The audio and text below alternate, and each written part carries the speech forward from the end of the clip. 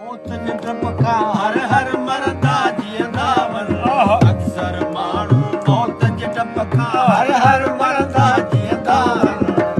दर बदर सिंध के आबाद ॾिसण जा ख्वाब सांढे हर घड़ी जुस्तजू जिदोजहद में घारींदड़ मामा जुमन दर बदर जंहिंजी शाइरी ऐं आलाप में सिर्फ़ सिंध जो दर्द समायल हुयो। हू सिंध जो तारुफ़ हो जेका सिंध दर बदर फुरियल लुटियल दोखनि ऐं वेसा घातियुनि सां तबाह कयल आहे। हज़ारे माण्हुनि जे हुजूम में हू सिंध परस्ती जो पैगाम गायकी जी सूरत में ॾींदो हुयो। सिंध सां इश्क जे ॾोह में हुन केतिरियूं ई अकूबतूं सठियूं, पर हू सॼी हयाती पंहिंजी सोच ते पुख़्तगी सां बीठल रहियो। वठी हर हर जनम वरबो जहिड़ा शाहकार ख़्याल सिंध खे अर्पींदड़ मामा जुमन दर बदर सिंध जो उहो लाडलो पुटु हुयो जंहिं इंसाननि खे ईज़ाईंदड़ निज़ाम सां टकराव खाई पंहिंजी ज़ाती ख्वाहिशनि खे फना करे छॾियो। समूरी हयाती सिंध जे दर्दनि जे ख़ात्मे लाइ पंहिंजे हिसे जो बहितरीन कमु कयाई। उमरकोट लॻ रोहलवाह में अब्दुल रशीद सांद जे घर में 12 मई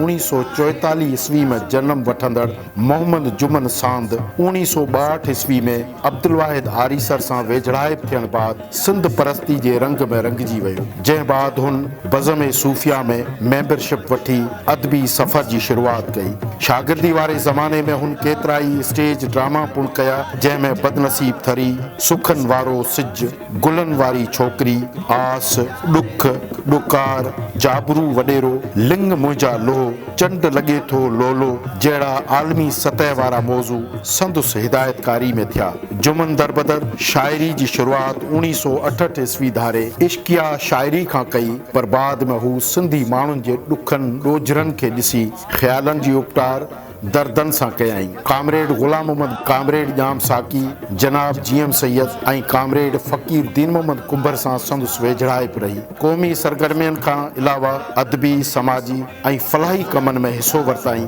मामा जुमन दर बदर जी जीवन कथा नौजवान लेखक अली ज़ाहिद तरफ़ां वठी हर हर जनम वरबो जे नाले सां छपरायल किताब में सहेड़ी वई आहे। 20 अक्टूबर 2022 ते संदुसि साह जो सॻो टुटो ऐं जुमन दर बदर जे चाहींदड़नि संदुसी शाइरी ॻाए खेसि अलविदा कयो ऐं धरती माउ जी हंज में लाड सां सुम्हारे धरती के भाकुर में भरियाई।